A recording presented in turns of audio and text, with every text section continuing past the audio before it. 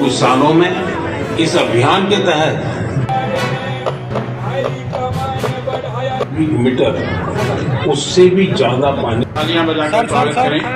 आज गांव देश के कई हिस्सों में जल संरक्षण के अभूतपूर्व कार्य, नए बने टैंक, पौंड,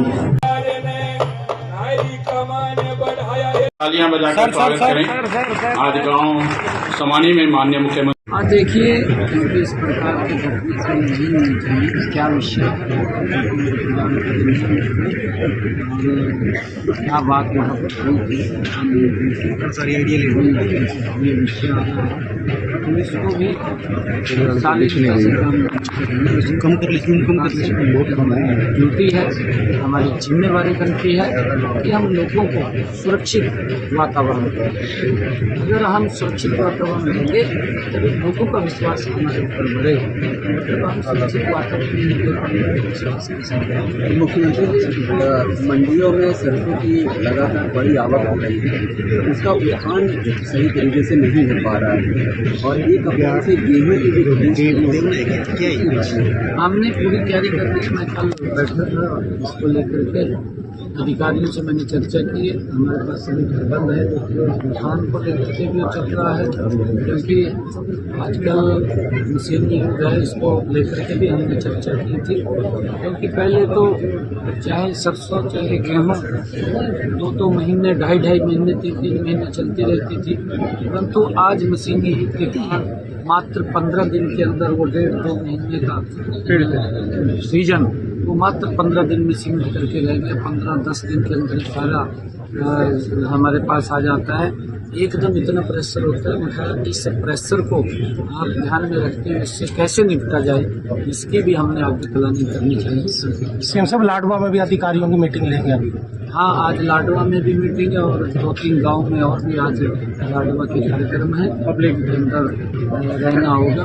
मुझे आज लाडवा के लोगों से होने का अवसर मिल रहा है क्योंकि यही वो लोग हैं जिन्होंने हरियाणा में जो हरियाणा के लोगों के साथ मिलकर के नॉन स्टॉप हरियाणा को बड़ी सौगात मिलने जा रही है। 14 तारीख को प्रधानमंत्री आ रहे हैं। हाँ, देश के सच्चे प्रधानमंत्री आदरणीय मोदी जी 14 अप्रैल को भारत रत्न बाबा साहेब भीमराव अम्बेडकर जी की जयंती के अवसर पर हरियाणा को 2 बड़ी सौगात। एक पहला हरियाणा का एयरपोर्ट जिसको अगले प्रधानमंत्री जी चालू कर देंगे और वहाँ पर टर्मिनल का भी शिलान्यास रखेंगे और उसके साथ साथ हमारे यमुनानगर के अंदर एक 800 मेगावाट थर्मल पावर की यूनिट का उसका शिलान्यास करेंगे। एक बड़ी 2 परियोजना। समारोह कहाँ होगा आयोजित? वो बताएंगे, आपको बताएंगे क्योंकि बहुत दोनों बड़े कार्यक्रम हैं और दोनों कार्यक्रम सीएम साहब विपक्ष धरातल तक खत्म हो गया, विपक्ष धरातल पे नहीं। विपक्ष की गलत नीति है और गलत नीतियों के कारण क्योंकि वो भ्रष्टाचार की दलदल में फंसे हुए हैं। अगर आप देखें राहुल गांधी, उसको तो बेचारे को यही नहीं पता लगता, उसको ये नहीं पता लगता भी मैं कर क्या रहा हूँ क्या नहीं कर रहा हूँ, इसका समाज के ऊपर क्या इम्पैक्ट पड़ने वाला है, उसको अभी कुछ नहीं पता। निकाय के बाद और कांग्रेस के बड़े नेता इस बात को लेकर के आहत है और कांग्रेस की जो भ्रष्टाचारी नीति है, जो गलत नीति है, उसके कारण खत्म हो रही है। दिल्ली के अंदर कांग्रेस पार्टी तीसरे टर्म में भी 0 पर आउट हो गई है। अब हरियाणा के लोगों ने भी कांग्रेस को 0 पर आउट। निकाय के लिए कोई बजट की घोषणा की है? हाँ, 537 करोड़ रुपए की स्थानीय निकाय के उस दिन जिस दिन शब्द हुआ था उस दिन हमने ये बजट उनके खाते में विकास कार्य किए। सुरजेवाला लगातार ट्वीट के माध्यम देशव्यापी कोड आपने सबसे पहले तो आज माँ दुर्गा के पवित्र नवरात्रे हमारा नववर्ष इसका शुभारंभ हुआ है। मैं पूरे हरियाणा प्रदेश वासियों को आज समानी गांव में मैंने आदरणीय प्रधानमंत्री जी के पूरे गांव के साथ मन की बात को सुना है। मैं सभी को नवरात्रों की बहुत बहुत बधाई और शुभकामनाएं देता हूं। आदरणीय प्रधानमंत्री जी हर महीने में लास्ट संडे देश के लोगों से जुड़ करके मन की बात करते हैं और उस मन की बात में जो देश में लोगों ने अपने अपने क्षेत्र में अच्छे काम किए हैं, जिनसे देश के लोगों को प्रेरणा और उनके कामों की सराहना होती है, वो मिलते हैं।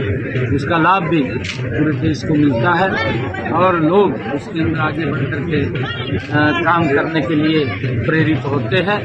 मैं मन की बात के कार्यक्रम आज सुनने के लिए यहाँ समानी में आया हूँ। मैं सभी गाँव वासियों को और सरपंच साहब हमारी शिवानी जी, उनको बहुत बहुत बधाई और शुभकामनाएं। आज नवरात्रि शुरू हो गए।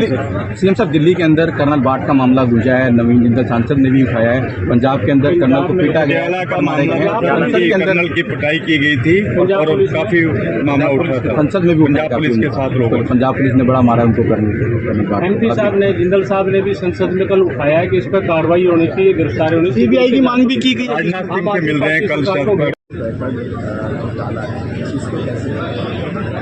ये सरकार भ्रष्टाचार को लेकर के जीरो करने उसकी काम कर रही है और कहीं पर भी इस प्रकार का कोई संज्ञान हमारे सामने आता है, सरकार सच्चाई से कार्य करती है। कोई बचने का किसी को सवाल नहीं है। सुरजेवाला साहब फटक हो चुके हैं। सुरजेवाला साहब अब क्योंकि उनको आगे भी कहीं कुछ 50 दिखाई नहीं दे रहा है और जब किसी को आगे अंधेरा दिखाई दे फिर वो कहा भी चलने में दिक्कत आती है, तो सभी उनको आगे रास्ता तो दिखाई नहीं दे रहा। जब आगे रास्ता सुरजेवाला को दिखाई नहीं दे रहा तो मानसिक रूप से कांग्रेस तो बीमार हो गई है, तब उन्हें भी बीमार हो गई। Thank you.